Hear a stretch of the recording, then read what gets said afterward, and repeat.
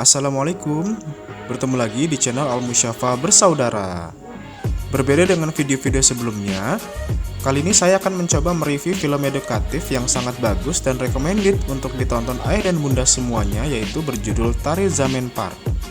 Bagi pencinta film Bollywood, film ini pasti sudah tidak asing lagi ya. Yang saya suka dari film ini adalah pesan-pesan edukasi di dalamnya yang sangat bermanfaat khususnya untuk kita para orang tua. Tanpa berlama-lama, langsung saja kita review filmnya ya.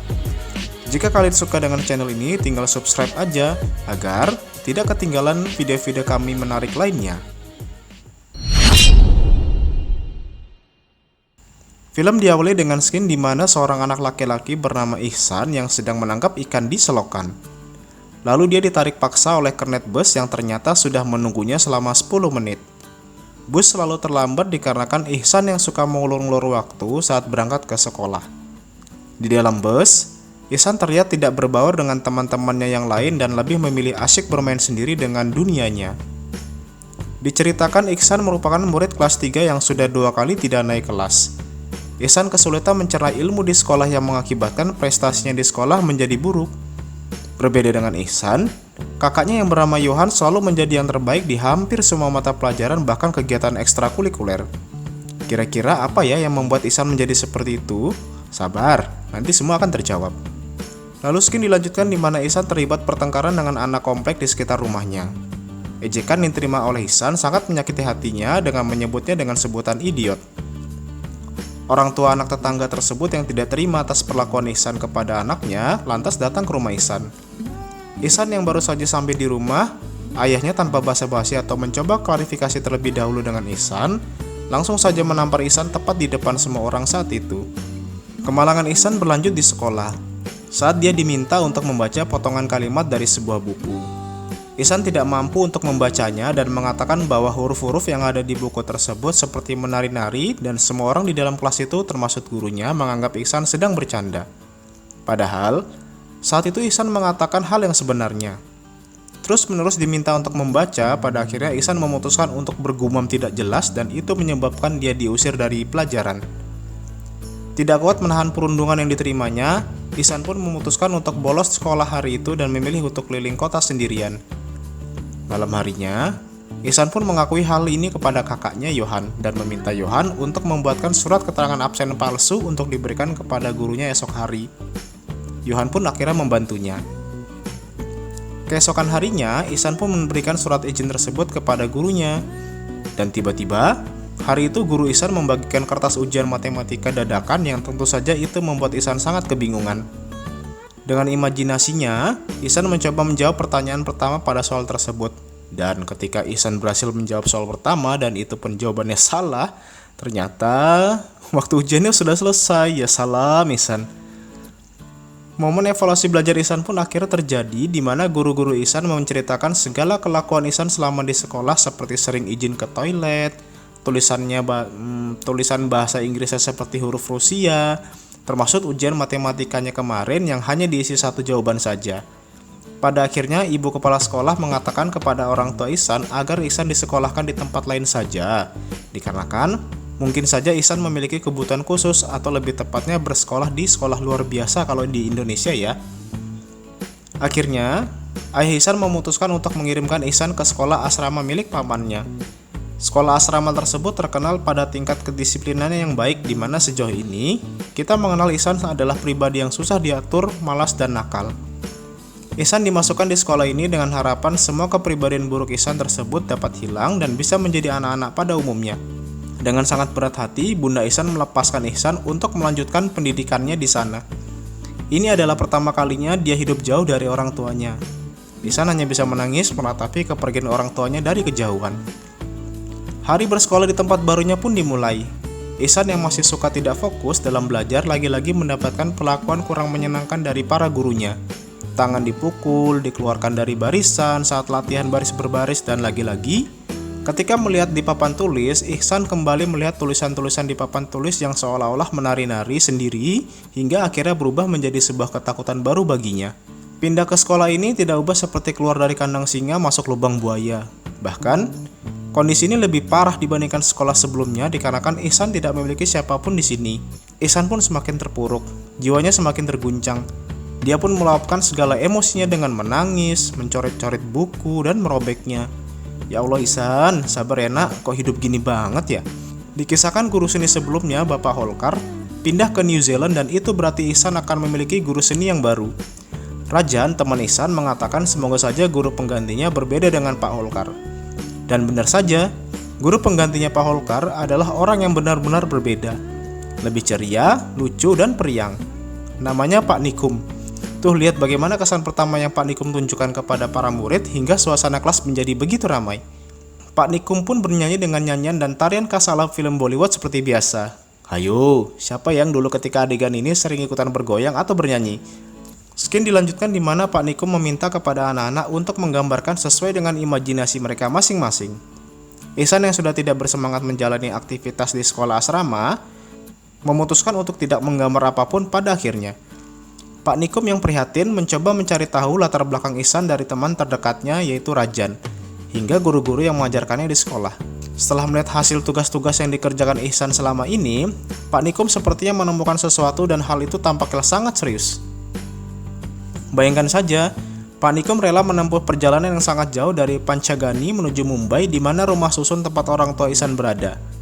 Kalau saya coba ukur menggunakan Google Map, perjalanannya memakan waktu sekitar 4-5 jam atau sejauh kurang lebih 242 km. Sesampainya di rumah, terjadi sedikit perdebatan antara ayah Ihsan dan Pak Nikum perihal apa yang terjadi dengan diri Ihsan. Bapaknya yang hanya melihat seluruh tingkah laku Ihsan selama ini sebagai bentuk kemalasan dalam belajar, sedangkan Pak Nikum menilai apa yang dilakukan Ihsan selama ini dikarenakan ketidakmampuannya dalam mengenali huruf. Gangguan dalam membaca dan menulis yang dialami oleh Ihsan tersebut dinamakan disleksia.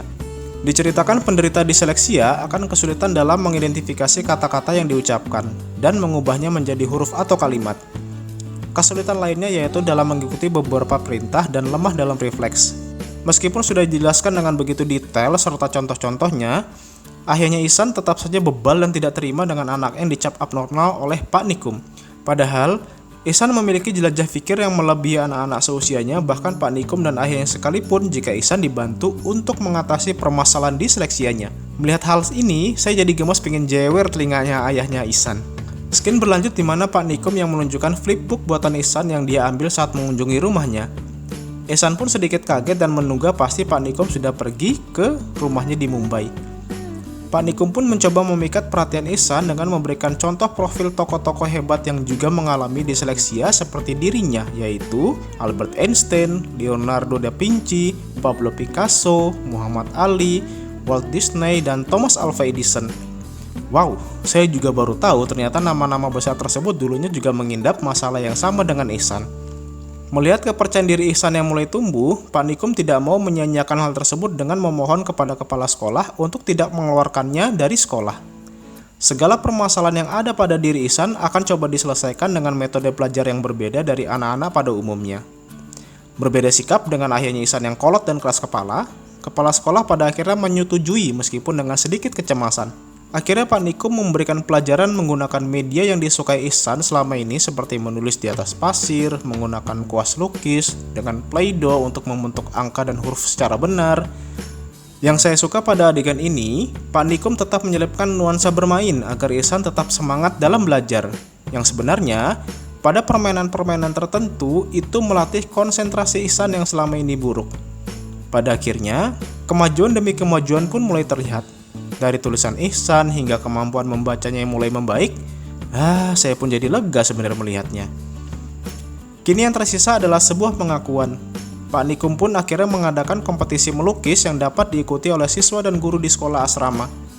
Hal ini dia lakukan untuk menunjukkan kepada seluruh orang, tidak terkecuali orang tua Ihsan nantinya, bahwa bakat yang dimiliki anaknya sungguh sangat luar biasa. Dan hari yang ditunggu pun akhirnya telah tiba. Semua orang berkumpul di suatu tempat untuk mengikuti lomba melukis ini. Tetapi yang terjadi malah Ihsan menghilang dan itu membuat Pak Nikum bingung. Waduh, si Ihsan tadi pagi berangkat pagi-pagi sekali, pergi kemana ya? Tidak lama kemudian Ihsan pun akhirnya muncul dan dengan segera Pak Nikum memberikan kertas gambar agar Ihsan segera melukis sama seperti peserta lainnya. Baik Ihsan maupun Pak Nikum sama-sama tampak serius ya pada kanvas lukis masing-masing. Sesekali Pak Nikum melihat ke arah Ihsan. Nampak sekali ya dan bunda, dari tatapannya saja Pak Nikum sangat menyayangi Ihsan. Baik Ihsan maupun Pak Nikum pada akhirnya menyelesaikan lukisannya. Ihsan pun langsung saja memberikannya kepada Pak Nikum, dan Pak Nikum tampak sangat kagum dengan imajinasi yang dituangkan Ihsan dalam kertas gambarnya. Latar belakang lukisan yang diambil oleh Ihsan adalah pemandangan yang tidak jauh dari sekolah asrama dengan seorang anak di pinggir danau yang merupakan Ihsan itu sendiri. Ihsan sendiri pun penasaran dengan lukisan apa ya yang kira-kira dibuat oleh Pak Nikum. Dan ternyata itu adalah lukisan diri Ihsan sendiri dengan ekspresi penuh dengan kegembiraan. Yang ditunggu-tunggu pun akhirnya tiba, hasil perlombaan pun diumumkan. Dan ternyata selain penghargaan yang diberikan, lukisan pemenang lomba melukis kali ini akan dijadikan sampul utama pada buku tahunan sekolah asrama. Wow, kemelut pun terjadi karena dewan juri sendiri sulit untuk menentukan pemenang dari dua lukisan terbaik yang ada saat itu. Sudah bisa ketebak ya kira-kira itu lukisan milik siapa saja? Pada akhirnya dewan juri pun memutuskan untuk memilih lukisan milik Ihsan dengan mengalahkan lukisan milik Pak Nikum, gurunya sendiri. Ihsan pun dipanggil menuju ke depan panggung, diberikan penghargaan, dan dengan penuh rasa haru, Ihsan pada akhirnya mendapatkan pengakuan dari seluruh orang yang semula menganggap dia pemalas dan bodoh dan kini bersorak untuknya. Kini, semua orang di asrama percaya jika Ihsan adalah murid yang memiliki bakat dan kecerdasan yang luar biasa. Pada akhirnya liburan musim panas pun tiba, yang itu berarti pembagian hasil evaluasi belajar atau rapot pun dilakukan. Baik kepala sekolah dan guru-guru yang mengevaluasi Ihsan memberikan ucapan rasa bangga kepada kedua orang tua Ihsan atas kemajuan yang dialami oleh Ihsan. Film ini pun ditutup dengan Ihsan yang berlari menuju Pak Nikum. Sesaat sebenarnya Ihsan dan keluarganya akan bergegas memasuki mobil untuk pulang ke Mumbai. Pesan yang kita bisa ambil dari film ini adalah setiap anak memiliki tahapan proses yang berbeda-beda dalam menyerap suatu ilmu. Seorang guru harus mampu mengetahui karakteristik dan permasalahan-permasalahan yang dialami oleh peserta didiknya, sehingga seorang guru akan tahu cara apa yang paling tepat untuk digunakan dalam menggunakan proses belajar siswa tersebut. Dalam film ini, Pak Nikum menerapkan remedial teaching atau pengajaran perbaikan untuk mengejar ketertinggalan Ihsan. Pak Nikum tidak menggunakan cara yang sama dengan cara mendidik siswa lain pada umumnya. Dia menggunakan cara khusus untuk mengetahui dan mengembangkan kemampuan Ihsan. Salah satunya adalah dengan menggunakan sesuatu yang Ihsan sangat sukai, yaitu menggunakan media lukis. Segitu dulu review film kali ini, semoga kalian semua terhibur. Saya Ahyan dari Al-Musyafah Bersaudara undur diri, dan semoga ayah dan bunda semua senantiasa diberikan kesehatan dan kesuksesan. Saya pamit dan Assalamualaikum.